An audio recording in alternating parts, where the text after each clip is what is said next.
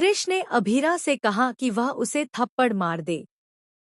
यह सुनकर वहां मौजूद हर शख्स हैरान रह जाता है। किसी को भी यकीन नहीं होता कि हमेशा अपनी बात पर अड़े रहने वाला कृष आज इस तरह अपनी गलती स्वीकार करेगा। उसकी आंखों में पछतावा साफ दिखाई देता है। वह हाथ जोड़कर अभीरा से कहता है, मैंने बहुत बड़ी गलती की है। मैंने अपने गुस्से और अहंकार में उन लोगों का दिल दुखाया जिन्होंने हमेशा मेरा साथ दिया। आज मैं सच में सजा का हकदार हूँ। अगर आपके एक थप्पड़ से मेरे किए हुए पाप कुछ कम हो सकते हैं, तो कृपया मुझे थप्पड़ मार दीजिए। कृष की ये बातें सुनकर अभीरा कुछ पल के लिए भावुक हो जाती है, लेकिन वह उस पर हाथ उठाने के बजाय उसे अपनी गलतियों से सीख लेने की सलाह देती है। वहीं अरमान भी बिना कुछ कहे वहां से निकल जाता है। उसके चेहरे की खामोशी साफ बता रही होती है कि वह अभी भी अंदर से बेहद आहत है। दूसरी तरफ एक नया ड्रामा शुरू हो जाता है।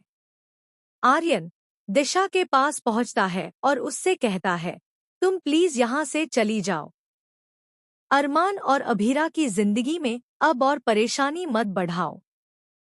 तुम्हारा शादी में रहना किसी को भी अच्छा नहीं लगेगा। इतना ही नहीं, आर्यन साफ शब्दों में कह देता है कि दिशा को इस शादी से दूर रहना चाहिए। लेकिन दिशा सभी को चौंकाते हुए जवाब देती है, मैं यहाँ किसी का रिश्ता तोड़ने नहीं आई हूँ। मैं अपनी गलती का पश्चाताप करने आई हूँ। जब तक अरमान और अभीरा मुझे माफ नहीं करेंगे, तब तक मैं यहाँ से कहीं नहीं जाऊंगी। दिशा की बात सुनकर पूरा परिवार हैरान रह जाता है। कुछ लोग उसकी बात पर भरोसा करते हैं, जबकि कुछ को लगता है कि वह कोई नया खेल खेलने आई है। इसी बीच मेहंदी की रस्म की शुरुआत हो जाती है। पूरा पोद्दार परिवार खुशियों में डूब जाता है। ढोलनगाड़ों की आवाज, रंग-बिरंगी सजावट और शानदार डांस परफॉर्मेंस से पूरा माहौल बेहद खूबसूरत नजर आता है। तभी अरमान और अभीरा की ग्रैंड एंट्री होती है। दोनों पिंक आउटफिट में किसी राजकुमार और राजकुमारी से कम नहीं लग रहे होते। पूरा परिवार उनकी तारीफ करता है, लेकिन सभी की नज़र इस बात पर टिक जाती है कि अरमान किसी से भी ज्यादा बात नहीं कर रहा। वह परिवार के डांस और जश्न को पूरी तरह नज़रअंदाज करता हुआ दिखाई देता है। अभीरा बार बार उसकी उदासी महसूस करती है, लेकिन वह कुछ भी नहीं कहता। इसी बीच कहानी में आता है सबसे बड़ा धमाकेदार ट्विस्ट। जब मेहंदी की रस्म अपने चरम पर होती है, तभी एक रहस्यमयी शख्स पोद्दार हाउस में पहुंच जाता है। उसके हाथ में एक लिफाफा होता है, जिसमें कुछ ऐसे दस्तावेज और तस्वीरें होती हैं, जिन्हें देखकर पूरे परिवार के पैरों तले जमीन खिसक जाती है। इन सबूतों से इशारा मिलता है कि किसी अपने ने ही अरमान और अभीरा की खुशियों को बर्बाद करने की साजिश रची थी। दूसरी ओर कृष तान्या से भी माफी मांगता है।